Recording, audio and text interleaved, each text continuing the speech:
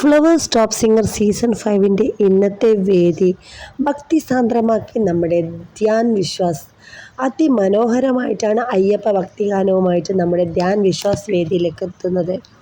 സാമവേദം നാവിലുണർത്തിയ സ്വാമി എന്ന അതിമനോഹരമായ ഗാനമാണ് വേദിയിൽ ധ്യാൻ വിശ്വാസ് പാടുന്നത്.